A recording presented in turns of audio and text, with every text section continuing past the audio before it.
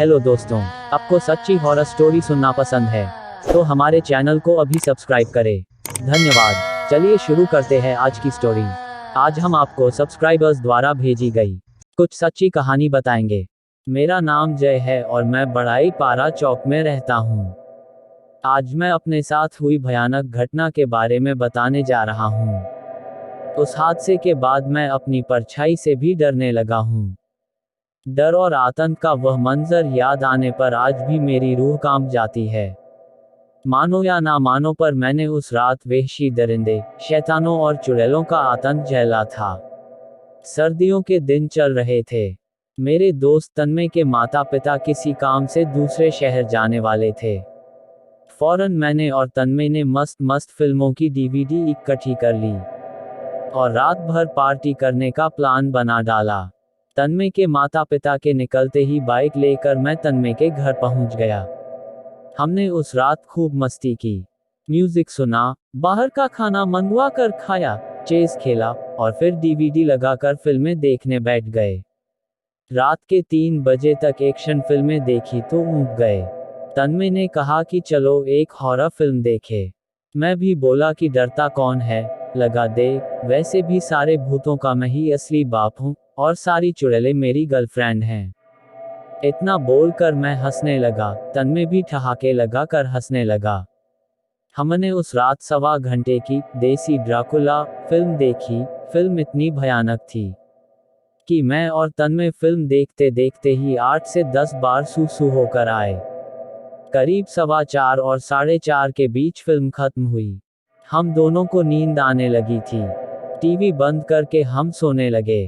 तभी अचानक घर की लाइट जल उठी और टीवी भी चालू हो गया और वह हॉरर फिल्म अपने आप टीवी में प्ले हो गई, जबकि हमने डीवीडी तो अलमारी में रख दी थी। मैं और तन्मय कांपने लगे और एक दूजे का हाथ पकड़ लिया। तभी अचानक घर का दरवाजा कोई पागलों की तरह पीटने लगा और घर में गर्म हवाएं चलने लगी। मेरा तो दिल दहल गया और तन्मय तो बच्चों की तरह चिल्लाने लगा। हम दोनों को लगा कि पक्का यह कोई भूत प्रेत ही है, कि उनकी अपने आप टीवी का चालू होना, डरावनी फिल्म बिना सीडी के चलने लगना और दरवाजा पीटना, यह सब भूत या आत्मा ही कर सकती है। डरते कांपते हम दोनों दरवाजे तक गए और धीरे से दरवाजा मैंने खोला। उस वक्त सुबह के 4:30 बजे थे और दरवाजा खोलते ही देखा तो हमारे होश उड़ गए। घबराइए मत, वहां भूत नहीं था, पर तन्मय के माता पिता थे। मुझे रात में वहां देखकर तन्मय के जल्लाद जैसे बाप ने तन्मय को फावड़े जैसे दाएं हाथ से चमाट लगा दी। तन्मय की मां भी किसी चुड़ैल से कम जालिम नहीं थी। उसने भी तन्मय के कुछ बाल वहीं नोच डाले और 3-4 छोटे छोटे थप्पड़ तन्मय को जड़ दिए। तन्मय के पापा ने मुझे आंखें दिखाते हुए उसी वक्त घर से निकल जाने को कहा।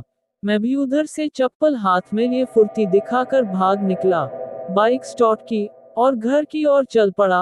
रास्ते में घूप अंधेरा था, कुत्ते रो रहे थे और अजीब डरावना माहौल था। मेरे दिमाग में अभी भी उस देसी ड्राकुला फिल्म और अचानक चालू हुए टीवी की बात और तन्मय के जालिम माँ बाप के ख्याल चल रहे थे।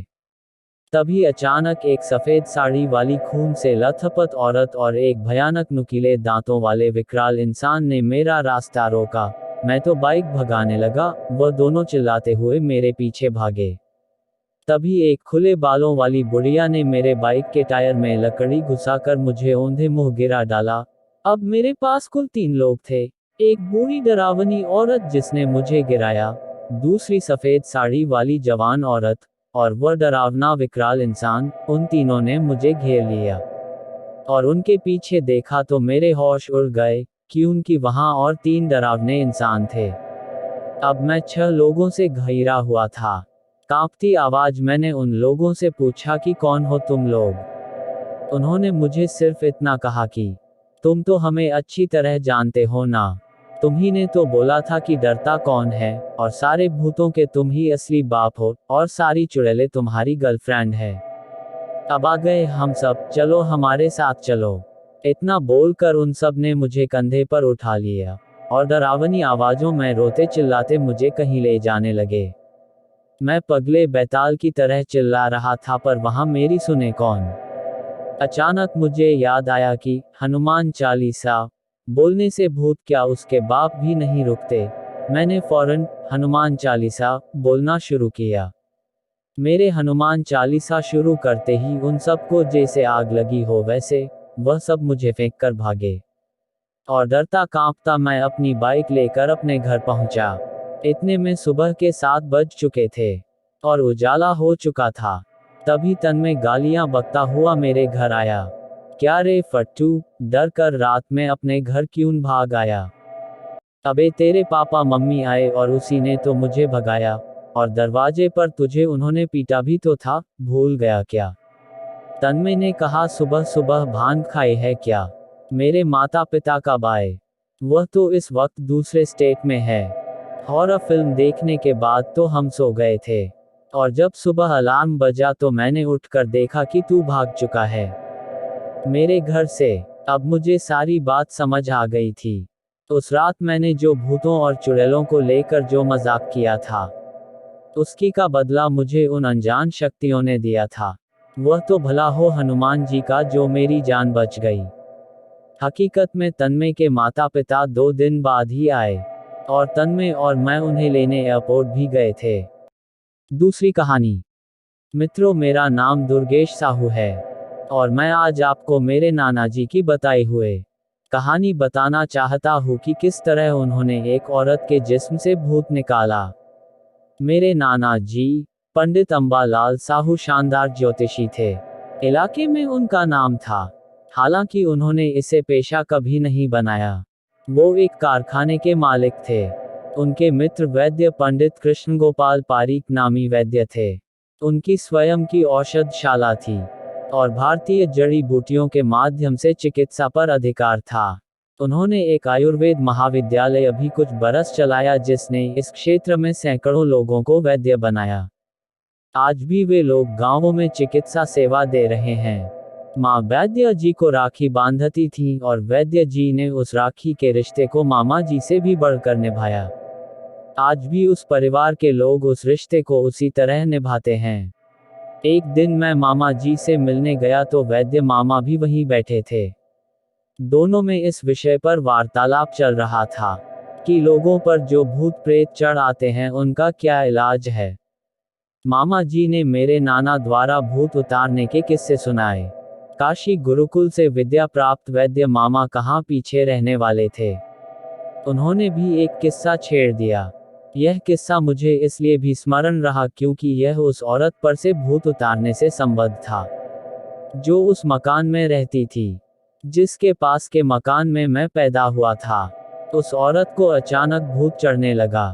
पहले पहल ऐसा महीने 2 महीने में हुआ करता था, फिर आवृत्ति बढ़ती गई। भूत महाराज सप्ताह में 2-3 बार आने लगे। घर वाले परेशान। एक दिन औरत पर भूत चढ़ा हुआ था कि औरत गली में निकल आई। वैद्य मामा उधर से गुजर रहे थे। उन्होंने वैसे ही पूछ लिया, यह क्या हो रहा है? उनकी पूरे मोहल्ले पर ही नहीं पूरे इलाके में धाक थी। उस महिला के पति ने वैद्य मामा से कहा कि इसे पिछले 4-5 महीने से भूत चढ़ता है। पहले तो 10-5 मिनट में उतर जाता था, पर अब तो 1-1 घंटा हो जाता है और सप्ताह में 2-3 बार चढ़ जाता है। आपके पास कोई इलाज उपाय हो तो बताएं। वैद्य मामा सोच में पड़ गए। थोड़ी देर बाद कहा कि इसे किसी तरह मकान के अंदर कमरे में ले चलो और एक धूपीड़े हनुमान जी, माताजी और भैरव मंदिरों में धूप जलाने के लिए रखा जाने वाला मिट्टी का डमरू के आकार का बर्तन में कंडे जलाकर रखें।